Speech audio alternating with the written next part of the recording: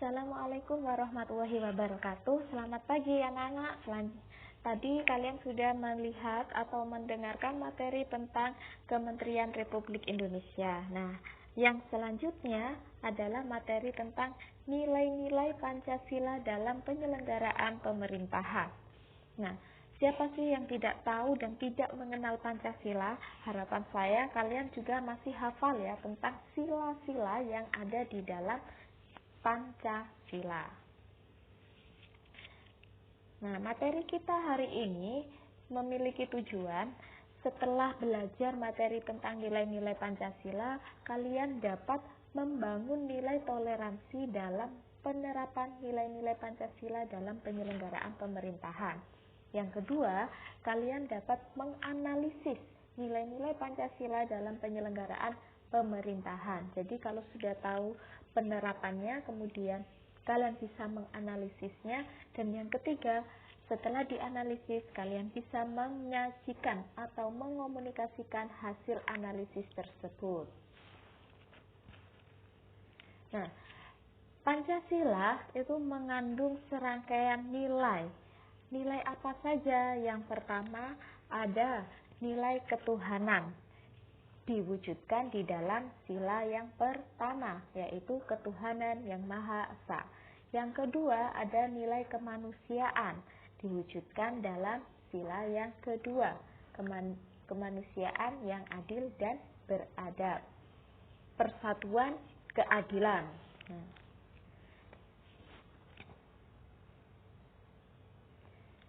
Landasan bangsa Indonesia memiliki 3 tata nilai utama.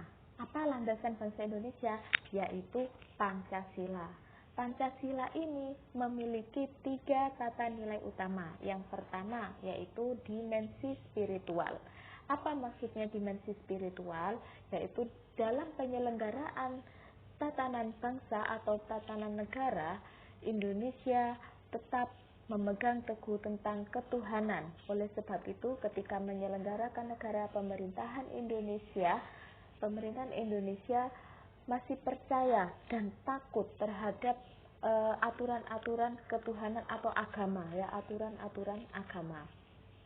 Kemudian yang kedua, dimensi kultural. Dimensi kultural ini diwujudkan di dalam sila kedua, tiga, dan keempat serta kelima Pancasila. Apa sih maksudnya? Di situ ada yang tadi saya jelaskan, kemanusiaan, keadilan, persatuan. Nah, itu kan sebuah wujud kultural atau budaya bangsa kita yang harus atau selalu dilaksanakan dalam penyelenggaraan bangsa, karena itu merupakan identitas bangsa kita. Yang ketiga adalah dimensi institusional. Ya.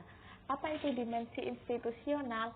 Ketika kita menyelenggarakan atau pemerintah menyelenggarakan negara, itu harus berdasarkan keadilan, persatuan, kerakyatan. Karena apabila tidak berdasarkan hal-hal tersebut, maka penyelenggaraan negara semuanya akan kacau.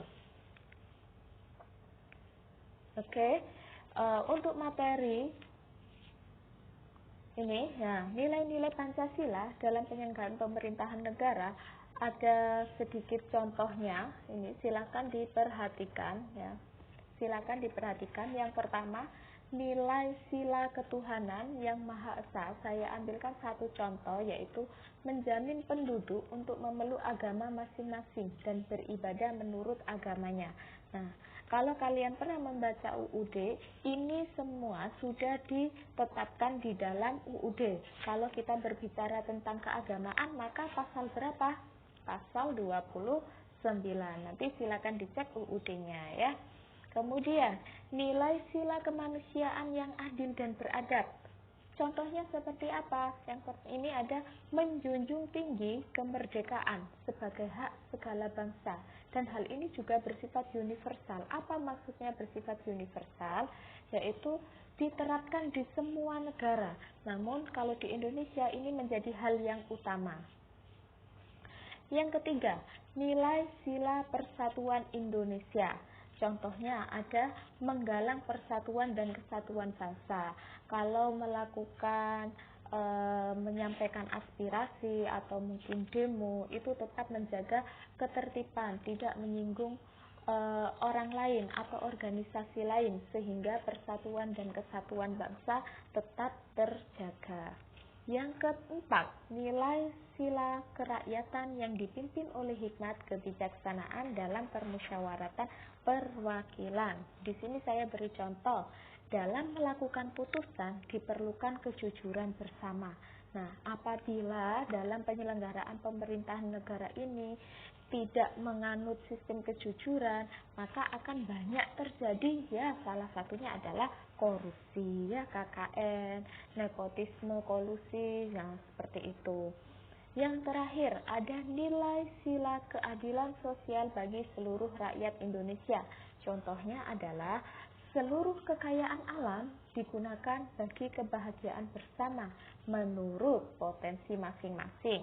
Misalkan, kalau sekarang kita kenal Freeport, ya, yang ada di Papua, itu kan sebuah kekayaan alam Indonesia. Ya dimanfaatkan harusnya, ya.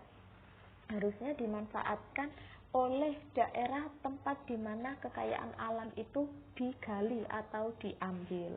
Tapi mungkin untuk saat ini pemanfaatannya masih belum maksimal. Nah, oke, terima kasih. Itu saja materi tentang nilai-nilai Pancasila dalam penyelenggaraan negara. Nah, terima kasih sudah memperhatikan penjelasan mengenai materi ini. Selanjutnya, silakan mendalami materi dengan membaca semua bab 1 yang ada di kitab. Kalian semua sudah mendapatkan kitabnya, ya. Dan setelah itu, minggu depan kita latihan dengan materi pembagian kekuasaan Kementerian Republik Indonesia dan nilai-nilai Pancasila. Terima kasih. Apabila ada yang belum dipahami, silakan tanyakan di forum Google Classroom kita. Terima kasih. Assalamualaikum warahmatullahi wabarakatuh.